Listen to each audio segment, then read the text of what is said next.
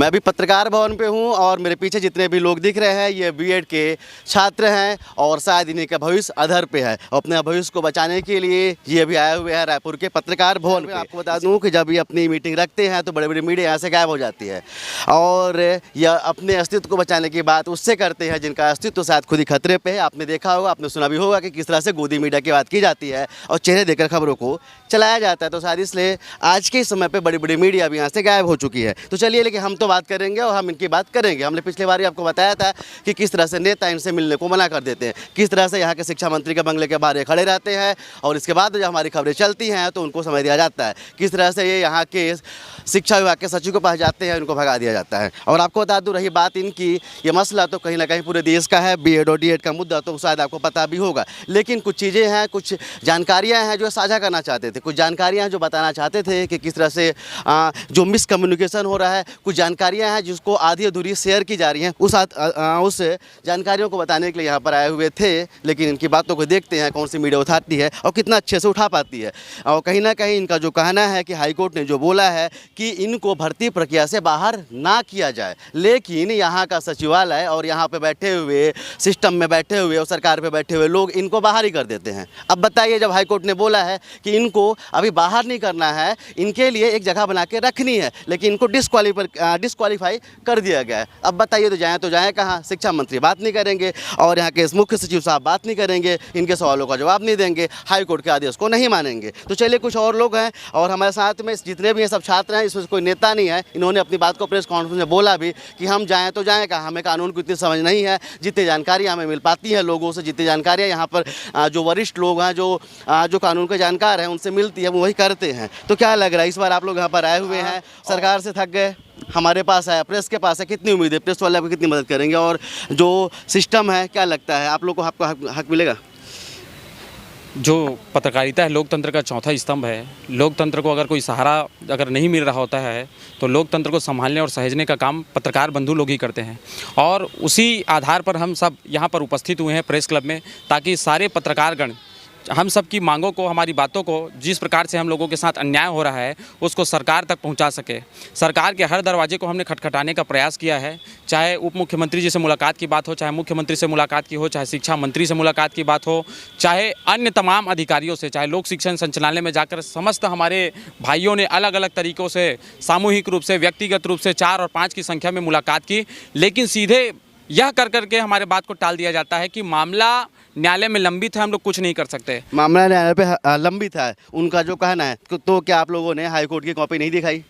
अब इस मामले में हम लोग हाई कोर्ट की कॉपी दिखाने के लिए अगर किसी जिम्मेदार अधिकारी और नेता के पास जाते हैं तो सबसे पहले तो ये मामला न्यायालय में लंबित है करके हमको समय ही नहीं देते। दूर से देख करके हमें सिक्योरिटी गार्ड के माध्यम से किनारे करवा दिया जाता है, रास्तों को बैरिकेड्स के माध्यम से बंद कर दिया जाता है। एक तरीके से जो ये कम्युनिकेशन गैप सरकार और हमारे बीच में है, अगर सरकार के कोई लोग आकर के हमसे मिलते और हमारी बात को रखने के लिए हमारे पास अगर जो ग्राउंड है उसको कम से कम देख लेते कि किन दस्तावेजों के आधार पर हम अपनी बातों को वहाँ पर रखना चाहते हैं, तो एक मसला का जो है समाधान आ सकता था। और एक बात मैं ये कहना चाहूँगा, जिस पूरा मामला जो उठा हुआ है सुप्रीम कोर्ट के वर्डिक्ट को लेकर के जो आया है 11 तारीख को इसी महीने के, तो उसमें स्पष्ट रूप से लिखा गया है कि जो पूर्व में विज्ञापन निकाले जा चुके हैं उस समय एनसीटीई के आदेश के अनुसार बीएड वालों को अपात्र नहीं माना गया है, तो आप बीएड वालों को अलग नहीं कर सकते, आपको उनको नियुक्ति देनी ही होगी। अब मामला अगर हाई कोर्ट में अभी लंबित है ना। देखिए, मसला ये है कि मामला हाईकोर्ट में लंबित है, उसमें स्पष्ट तौर पर कहा गया है कि बीएड वालों को बाहर नहीं किया जा सकता है, यही कहा गया शायद। जी सर, हम लोगों को कभी वही करना है कि लड़ाई हम लोगों की ये है कि जब बीएड वालों को हाईकोर्ट ने अपात्र नहीं माना है, अंतिम फैसला अभी तक आया नहीं है किसी के भी पक्ष में, तो एक तरफा कार्रवाई करते हुए लोक शिक्षण संचालनालय केवल और केवल सिर्फ डीएड वालों को काउंसलिंग में भाग लेने की पात्रता दे रही है। तो ये किस तरीके से अन्याय किया जा रहा है। मैं ये कहना चाहूँगा कि सरकार अगर काउंसलिंग प्रक्रिया को जारी भी रखती है, अगर पदों को भरना चाहती है, तो ये जितने बीएड धारी मेरिट सूची में जिनका नाम है उनके लिए पद को रिजर्व रखा जाए और बाकी जो डीएड उसके लिए पात्र हैं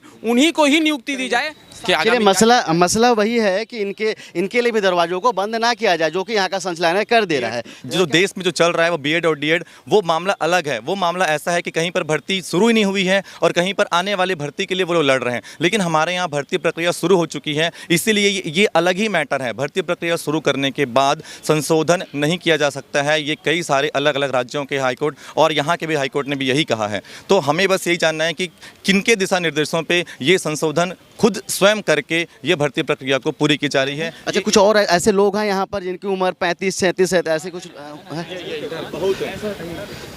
हाँ, आइए, क्या नाम है आपका? जी, मैं उमा शंकर साहू बालू से। उमा शंकर जी, एक बात बताइए, कितनी उम्र है आपकी? मेरा सर उम्र अभी 36 साल है। इसके बाद कितनी बार फॉर्म भर सकते हैं? इसके बाद पता नहीं सर, वैकेंसी आएगा तो भर पाएंगे वो, और नहीं आएगा तो अपन उम्र निकल गया।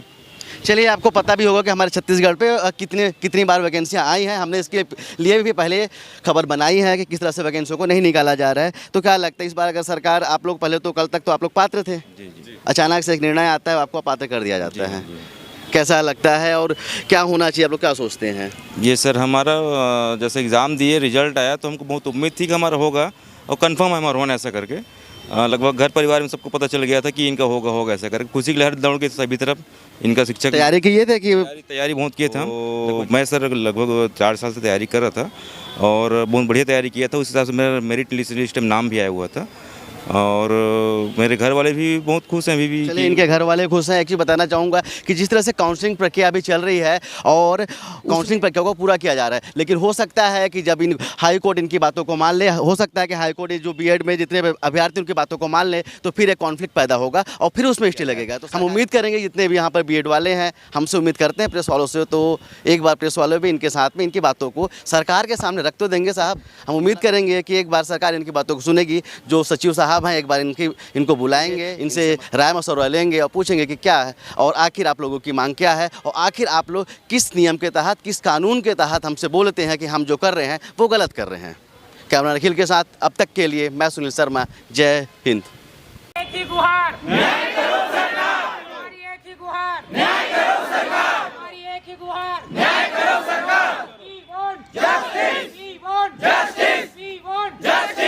बीएड को काउंसलिंग में शामिल करना होगा। विज्ञापन के तहत करना होगा।